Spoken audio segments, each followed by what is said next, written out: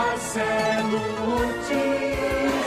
Aqui no programa Luiz Carlos Martins, o assunto de hoje, diálogo, né? Hoje o assunto com Elisa Peruso, aqui no programa Luiz Carlos Martins, questões da vida. Elisa, então a primeira pergunta que eu deixei para você no intervalo foi essa: como começar um diálogo, que talvez seja um dos problemas maiores, exatamente seja esse. Você fica naquela, pensando e matutando, como é que eu vou conversar? Melhor não falar. O melhor não falar não é a saída, né? Não, não é a saída, mas assim, o diálogo, quando a gente pensa em matuta, é a melhor saída. E via de regra isso não acontece. Ah, sim. Entende? Pensa bem primeiro e daí fala. Daí fala. Porque o que acontece é, a maioria das vezes, principalmente quando as pessoas me procuram, eu já falei tudo que eu tinha que falar para ele, eu já falei tudo que eu tinha que falar para ela, né? Quando eu pergunto se a pessoa sabe da opinião da pessoa, né? Daí eu falo, tá, mas como que foi feito esse diálogo? Como que você falou o que você estava pensando? Via de regra, as pessoas falam na reação, na hora da briga, quando estão nervosos, quando estão com a emoção à flor da pele. E isso não é diálogo. Isso é imposição de opinião. Diálogo é interação entre duas pessoas ou mais pessoas que estão debatendo um tema. Então, o diálogo, como você começou, né, matutar, pensar sobre o assunto. E quando eu for expressar aquilo que eu quero, isso é uma boa dica para iniciar um diálogo. Pense, matute, né? Lógico que você não pode ficar só no pensamento e na questão da interpretação de um assunto. Você deve dar esse primeiro passo em direção à pessoa e dizer que você quer conversar com ela. E se você não fizer isso, daí isso é um problema. Aí isso é medo, né? Isso é tudo uma questão emocional que você coloca, né, em cima de uma questão, sim, de alguma coisa que aconteceu e que vai fazer você não expressar aquilo que é importante. Bom, além de em casa, com a família, existe muito também a dificuldade, as pessoas têm dificuldade no diálogo no trabalho. E por muitas vezes essa dificuldade vem exatamente em razão de você com o seu superior ou você com o seu subordinado. E aí? Ou com pares também. Também, né? A relação no trabalho. O diálogo é fundamental para tudo. No trabalho, tem os especialistas, eles dizem, eu também sou coaching executivo, então eu posso dizer assim, não existe outro problema senão falta de diálogo nas empresas. Porque as empresas hoje, elas estão ricas em processos, estão ricas, né, numa questão de estruturação. Agora, a pessoa, ela precisa expor aquilo que ela está pensando. Então, tem que ter esse espaço. E a maioria das empresas não dão espaço. Por quê? Porque eles não conseguem nem lidar com a opinião que está vindo de baixo, principalmente.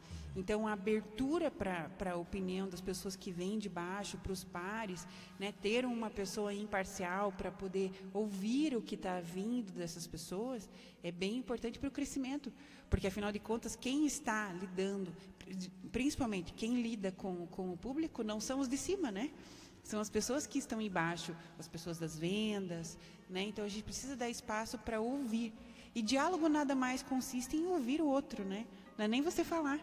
Quando você ouve o outro, quando você ouve uma opinião, você pode, dentro de você, dentro das tuas perspectivas ou até das tuas expectativas, mudar um trajeto, mudar um curso. Nas empresas é essencial, eu vejo isso como necessário, ter alguém imparcial para fazer esse trabalho, né, que vá ouvir, que vá observar esses funcionários, né, ter um coach, algo nesse sentido. E principalmente o diálogo do chefe, né, com os funcionários. Isso é bem importante também. Também tem isso, né? A gente está falando hoje sobre diálogo exatamente para tudo, né? Seja no âmbito familiar, seja no trabalho, onde falta bastante. Vai dizer, aqui falta comunicação mesmo, falta comunicação. E aí, de repente, se você também não se comunica, então talvez você esteja colaborando com essa falta de comunicação, né? Chegando o recado pelo Facebook, viu? facebook.com/bandab. Tem um que você vai responder já pra gente aí, Elisa Peruso. De quem que é? É do Cristiano Ferreira. Ele perguntou, ele fez assim, como fazer esse diálogo? O empregado tem receio do empregador de perder o emprego. Agora imagina com a flexibilização dos direitos trabalhistas, como vai ser o diálogo para toda uma classe, categoria de trabalhadores. Então, vamos responder uma de cada vez aqui. O diálogo através do empregado para o empregador, ele tem que consistir numa questão de empatia, né? O empregado, ele quer defender os seus direitos, o empregador quer defender os seus direitos. Então, não adianta o empregado querer ter vários, ele só está pensando no lado dele. Isso não é diálogo, isso é imposição de opinião. Imposição de opinião é diferente de diálogo. Eu preciso, em primeiro lugar, ter empatia, me colocar no lugar do empregador. E se eu fosse um empregador, como eu lidaria com todas as expectativas desses empregados? Entende? Então, eu acho que o empregado também tem que ter uma noção de que ele depende daquele trabalho, o empregador depende dele, mas ele, se ele tiver, por exemplo, um espaço, ou ele quiser dar uma opinião para ajudar essa empresa a crescer e ele crescer junto, é muito válido. Sabe? Se ele tá falando assim, olha, se você... Ele sabe o que precisa melhorar. Os empregados sabem mais, às vezes, do que o empregador. Sim. Via de regra é assim. Se ele sabe que, de repente, uma melhoria numa reforma, uma melhoria de alguma coisa, ele pode chegar para esse empregador e falar, olha, eu sei que a empresa está passando por uma situação assim, e se a gente melhorar tal coisa, a empresa pode crescer, pode atender melhor os seus clientes, né? E se ele quer uma promoção, por que não expressar a sua opinião com lucidez, né? A gente só precisa ter lucidez. O diálogo, ele consiste em empatia, ouvir o outro e entender que você está numa interação de opiniões. Não é só a sua que é importante naquele momento. Que acontece muito, né, Elisa, de você chegar lá, eu estou falando com você, enquanto você está respondendo, eu já estou pensando no que eu vou falar. Isso. E eu já nem prestei atenção no que se disse. Isso, e nem está me ouvindo. Né? Né? Daí eu não consegui entender o que se falou, mas já repliquei em cima. Exatamente. E tem até uma outra aqui, outro ouvinte falou, tá, e como que a gente faz, sendo que a gente já conversou bastante. Né? Ó, Biazin Fábio, quando a conversa não resolve, o que fazer, Elisa? O que fazer? Então, essa é uma frase que eu ouço todos os dias no meu consultório. Eu já conversei. Só que daí eu pergunto, em que circunstância? Que forma que você conversou? Entende? Porque ninguém está numa relação, ninguém nessa vida está numa relação sem uma perspectiva de que aquilo pode dar certo em algum momento. Mesmo que a relação esteja acabada, a pessoa mantém aquilo porque é bom para ela, em dado momento é bom para ela. Então, em dado momento, você vai conseguir pegar essa pessoa no momento em que ela esteja receptiva. Não é na hora do nervoso, não é na hora da briga, nem dias depois da briga, às vezes. O importante é você ter um espaço, pensar sobre aquilo e falar, talvez o nosso relacionamento esteja precisando de uma reforma, talvez a gente precise buscar uma ajuda fora, né? Uma terapia de casal, nós estamos em risco de terminar um relacionamento, a gente não consegue dialogar, sabe? E isso tem que ser feito com muito cuidado e respeito. Acima de tudo, o diálogo necessita de empatia. Você tem que pensar no seu umbigo, mas pensar no umbigo da outra pessoa também. Porque as duas pessoas estão querendo que a sua verdade seja colocada ali em cima da mesa e que a opinião do outro tenha acolhimento. E, acima de tudo, eu vou ter a minha opinião, mas eu preciso também acolher a opinião do outro. Porque tem muitas pessoas em relacionamento de casal que elas têm um único objetivo no diálogo, mudar o outro. Né? E aí que é meio caminho andado para não funcionar. Para não funcionar. Pois é. Elisa Peruzzo falando sobre diálogo conosco. Tem uma outra pergunta aqui que é bem interessante, mas já eu vou colocar no ar, porque a pessoa diz que já tentou, que não existe diálogo. Ela pergunta, e quando existe alguém no caminho desse diálogo todo? Minha sogra interfere em tudo que eu converso com a minha esposa. A situação está insustentável.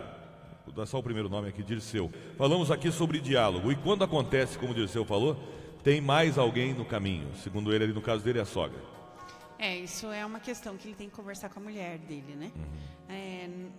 No relacionamento de casal, é bem importante que as pessoas olhem o seu relacionamento de casal como sagrado e que eles conversem sobre os seus problemas entre si. Porque se você tiver problema no seu relacionamento de casal, envolver sogra, envolver amigos, envolver qualquer outra pessoa, você vai ser influenciado a tomar decisões que internamente talvez você não gostaria de tomar. E aí essa pessoa está fazendo parte desse relacionamento. Então é bem importante que, se você tiver algum problema no seu relacionamento de casal e que você não consiga resolver com o seu parceiro, que você busque uma ajuda profissional imparcial, né, que não esteja convivendo com vocês, para contribuir nessa tua tomada de decisão. Porque a sogra, os amigos, qualquer pessoa nesse sentido, vai te dar dicas segundo a sua própria experiência. E nem sempre a experiência que a pessoa passou é coerente com a experiência que você está passando agora, né? Então, eu sempre sugiro isso. Isso é uma coisa bem importante. Eu vejo isso como uma lei.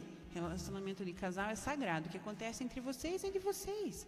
Não espalhe por aí. Né? Sua mãe tem boas intenções. Seu marido, seus amigos também têm boas intenções. Mas eles vão sugerir coisas para vocês segundo as experiências que eles passaram. E você vai ser uma pessoa que não tem posicionamento diante do teu relacionamento. E isso é uma coisa que você precisa desenvolver, né? Perfeito. E quando, eu até perguntei aqui, quando acontece isso no trabalho? No trabalho, quando tem pessoas envolvidas, né? Exatamente. Porque aí você quer falar com o teu chefe, só que sabe que tem mais gente envolvida, e aí fica aquele diz que me diz, que como é que resolve isso? Então, tem um momento em que você pode chamar esse chefe para conversar, sabe? Porque, por mais que esse chefe seja uma pessoa inacessível, se você tem uma opinião construtiva para passar para ele, é bem importante você pensar sobre isso, viu? Isso é uma dica que eu dou muito para as pessoas que querem conversar com o chefe. A tua questão é relevante? A tua questão contribui com você e com a empresa? Pense sempre nisso. Não adianta você levar uma opinião que contribui só para você. Tem que contribuir para você e para a empresa. E aí você pode chamar esse chefe, manda um e-mail para ele e falar: olha, fulano, eu gostaria de conversar com você. Sabe? Eu acho que é bem, bem produtivo. Isso é bem bacana. Sempre quando eu sugiro, a gente se prepara. A pessoa precisa se preparar, né? Se prepara que vai dar certo. E principalmente, eu tenho a impressão, Elisa, que às vezes a gente fica naquela... mas eu vou falar, daí ele vai dizer isso, vai dizer aquilo, aí você sofre por antecedência e não vai e não fala. Isso, daí você e já fica bravo. Não fica bravo. Não vai. Essa empresa não me valoriza. Você nem fez nada, né, em direção a isso. Né? Então essa é a pior coisa que você pode fazer. E isso acontece não só nas empresas. Eu nem vou falar porque não adianta. Adianta, mas se prepare para falar. Então, o medo que você tem em relação à sua a fala, isso não tem nada a ver com o outro. Aí é você que tem que trabalhar isso dentro de você, né? Você tem que entender, eu tenho algo para dizer que é importante, que vai mudar uma história, vai mudar um relacionamento, vai mudar alguma coisa. Tenha coragem e fala. E se você tem medo, busque resolver isso dentro de você. Se você não consegue, busque ajuda, mas é muito importante que a parte do relacionamento seja expressada, porque você é muito importante nessa relação, independente de qual seja. Dentro de uma empresa, você é extremamente importante. Dentro do relacionamento de casal, você é 50% da relação. Né? Você tem muita importância mesmo. Né? Sempre. Fundamental, na verdade, nesse fundamental. Caso. É fundamental. Bom, e isso também resolve... Aliás, antes de fechar, Elisa, eu lembrei de um assunto aqui, exatamente sobre o diálogo. E como é que acontece, como é que você se prepara para um diálogo com um adolescente, sendo que você é o vovô, que você é a vovó, e por outro lado também o adolescente para conversar com o vovô e com a vovó? Esse conflito de gerações também atrapalha muito o diálogo? Atrapalha na cabeça das pessoas. Porque a pessoa, ela acha assim, eu vou falar alguma coisa para ele e ela não vai me ouvir. E isso é o primeiro julgamento. A gente tem que sair dos nossos julgamentos internos. Né? A primeira coisa que você deve fazer é: ocupe o seu lugar. Qual é o seu lugar? Eu sou avó? Ok, faça o teu papel de vó. Esqueça de ser querida. Às vezes a gente quer ser querido, quer ser reconhecido, mas esse não é teu papel. Teu papel é educar. Né? Teu papel é falar. E às vezes, minha avó é chata, mas aquela coisa que você falou para o seu neto, aquilo vai perpetuar. Porque isso é uma lei sistêmica. As pessoas elas têm uma questão com o pertencimento, que ela vai querer não ser reconhecida por essa avó, por essa mãe. Certo. Então é importante você dizer a tua opinião, como funcionam as regras, como funcionam as coisas na família, que por mais que a adolescente ali esteja revoltado na hora, depois ele vai te ouvir. E você, como vó, ou como mãe, ou como pai, deve entender qual é o lugar dele, adolescente, qual é o padrão do adolescente. É ficar revoltado mesmo, então deixe que fique, mas não deixe de falar. Isso é bem importante. Expresse o que você tem para dizer. Perfeito. Elisa Peruso continua com a gente. Qualquer dúvida você pode continuar mandando para a gente através do Facebook da Elisa, né? Que é Elisa Peruso, Elisa com Z e Peruso com dois Zs. E tem todo esse bate-papo aqui e outras respostas através do nosso blog na bandab.com.br, né? Elisa Peruso, Questões da Vida. Valeu, Elisa. Muito obrigado. Que Deus abençoe. Eu que agradeço. Uma boa semana para Obrigada. você. Tchau.